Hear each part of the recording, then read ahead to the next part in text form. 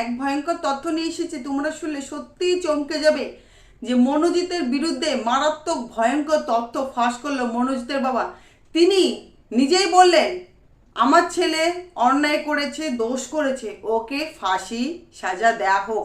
আমি বাবা হয়ে বলছি, আদালত কি বলবে?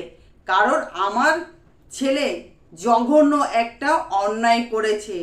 তার ছাত্রীর সঙ্গে কিভাবে এরকম একটা নোংরা খেলায় মেতে উঠল আমার ছেলে, আমি তো ভাবতেও পারছি না।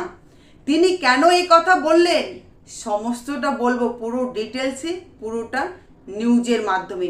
নিউজটা প্রথম থেকে শেষ অবধি অবশ্যই দেখবে, দেখলে তোমাদের অনেক অজানা তথ্য তোমরা জানতে পারবে বা বুঝতে পারবে যে আজকের গুরুত্বপূর্ণ তথ্য এটাই।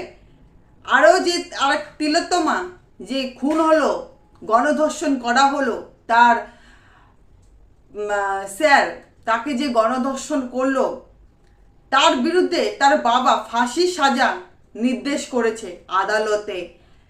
তিনি কেন এই কথা বললেন সমস্তটা বলবে। হ্যাঁ, প্রথমে তো বলি যে যে মেয়েটাকে ধর্ষণ করেছে, মানে গণধর্ষণ করা হয়েছে, মানে শুধু ধর্ষণ না, তাকে 3 জন মিলে গণধর্ষণ করেছে। মেয়েটাকে নাকি প্রথম থেকে তিনার খুবই পছন্দ ছিল এই মনোজিতের।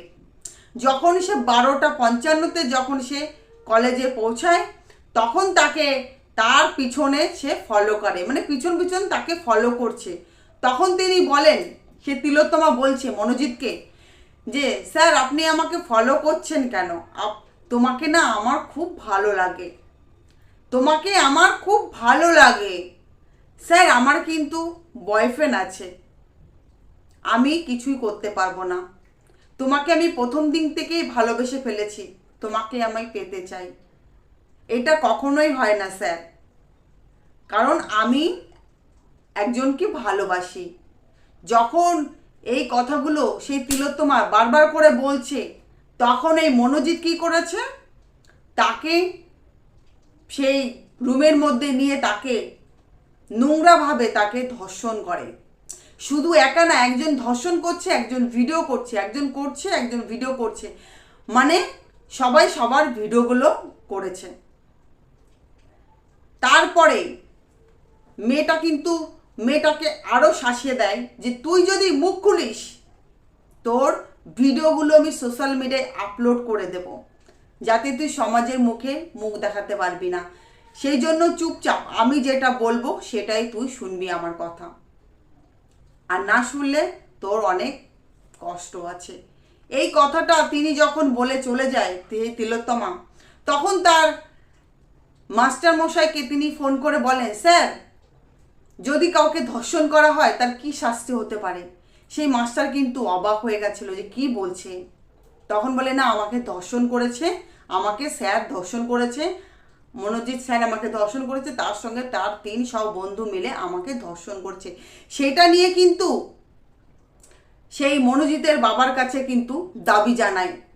তিনি এক বিস্ফোরক মারাত্মক তথ্য তিনি ফাঁস করলেন। তিনি বললেন যে আমার ছেলে চালচরণ আমার প্রথম থেকেই পছন্দ হতো না, কারণ আমার ছেলেকে আমি খুবই ভালোবাসি, সেই জন্য আমি কখনোই কিছু বলতাম না। তার স্কুলে আমি, স্কুল তো না কলেজ, সেই কলেজে আমি মাত্র 2 বার গেছি, তখনই গিয়ে বুঝতে পেরেছি এই কলেজটা ঠিক নয়, একটা নোংরা জায়গা। জাস্ট আমি কিছু বলিনি, সেটা আমার ছেলের কলেজ ছিল, সেই জন্য আমি কিছু বলতে পারিনি। আমার ছেলে যে নোংরা অভদ্র সেটা আমি বুঝতে পারতাম, কিন্তু সেটা প্রকাশ করার ক্ষমতা আমার ছিল না। এখন যখন আমার ছেলে ধর্ষণ করেছে, শুধু ধর্ষণ না, গণধর্ষণ করেছে এবং সেই ভিডিওগুলো তুলেছে, সেই নোংরা সেই সময়ের ভিডিওগুলো, আমি চাই আমার ছেলের কঠোর থেকে কঠোর ফাঁসি হোক, আর এর সঙ্গে যারা জড়িত তাদেরও ফাঁসি হোক। নিজের বাবা হয়ে কতটা কষ্ট পেলে এই কথাটা তিনি বলতে পারেন। বলছে আমার কিছু হারানোর আর নেই, আমার যা হারাবার আমি হারিয়ে ফেলেছি, সেটা হচ্ছে আমার সম্মান, আমার মান সম্মানটা আমি, আমার জীবনের বড় ছিল, সেটাই যখন আমার ছেলে রাখতে পারেনি, ওকে রেখে আমার আর কী লাভ? ওকে আদালত কি শাস্তি দেবে তার আগে আমি বলে দিচ্ছি, ওকে ফাঁসি দিয়ে দিন, কারণ এই অন্যায় সহ্য করা যায় না।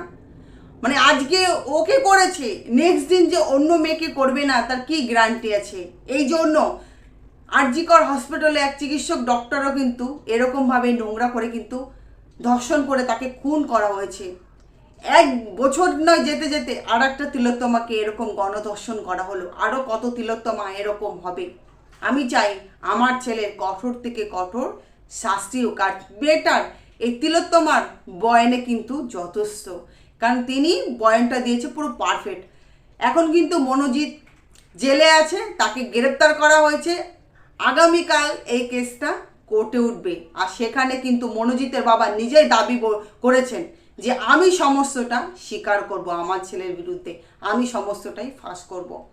যাই হোক, আজকের নিউজটা এই পর্যন্ত। নিউজটা যদি ভালো লেগে থাকে অবশ্যই চ্যানেলটিকে সাবস্ক্রাইব করে আমার নিউজে একটা লাইক করে সবাই পাশে থাকবেন। আর এই তথ্যগুলো সংগ্রহ করেছি, সেটাই তোমাদের সামনে